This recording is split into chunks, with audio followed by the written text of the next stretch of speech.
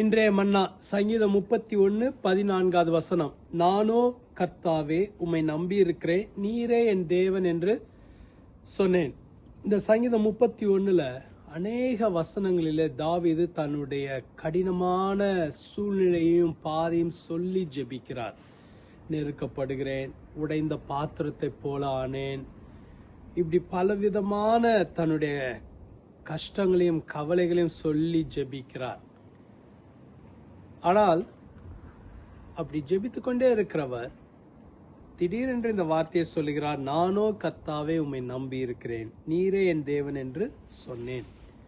கடினமான நேரங்களில் கர்த்தர் மேல் நம்பிக்கை வைப்பது நம்மளுடைய வாழ்க்கைக்குள்ளாக ஒரு பெரிய மாற்றத்தை கொண்டு வரும், நன்மையை கொண்டு வரும். தாவீது எல்லா சூழ்நிலைகளிலும் கர்த்தரை மாத்திரம் நம்பியிருந்தார். இன்றைக்கு கர்த்தர் மேல் மாத்திரம் நம்மளை நம்பிக்கை வைக்கும்படியாக கர்த்தர் உற்சாகப்படுத்த விரும்புகிறார். வேதத்தில் சொல்லப்பட்டிருக்க, அவர் மேல் நம்பிக்கையாய் இருக்கிற மனுஷன் பாக்கியவான்.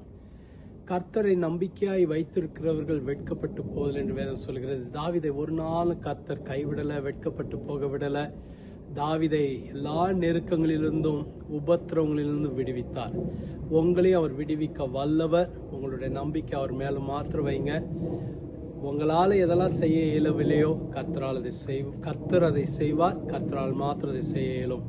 கர்த்தர் மேல் நீங்க நம்பிக்கையா இருக்கிற நீங்க வெட்கப்பட்டு போதில்லை. ஜெபிக்கலாமா? எங்களை அதிகமா நேசிக்கிற நல்ல ஆண்டவரே, இந்த வேலையில எங்க நம்பிக்கையை உங்க மேல வைக்கிறோம்ப்பா, உங்க மேல மாத்திரம் வைக்கிறோம். நீரே எங்களுக்கு உதவி செய்ய முடியும், நீர் மாத்திரமே உதவி செய்ய முடியும். எல்லா நெருக்கங்களிலிருந்தும் உபத்திரவங்களிலிருந்தும் உடைய பிள்ளைகளை விடுவிப்பீராக. ஒரு உற்சாகமான ஆவி அவர்களை தாங்கட்டும். கர்த்தர் அவர்களுக்கு துணை நிற்பீராக. கர்த்தர் அவர்களுக்கு உதவி செய்வீராக. கர்த்தர் பலப்படுத்துவீராக. இந்த நாள் முழுவதும் அவர்களை ஆசீர்வதியும் அற்புதங்களை செய்யுங்க. இயேசுவின் மூலம் ஜெபிக்கிறோம் பிதாவே, ஆமென். கர்த்தர் உங்களை ஆசீர்வதிப்பாராக. ஆமென்.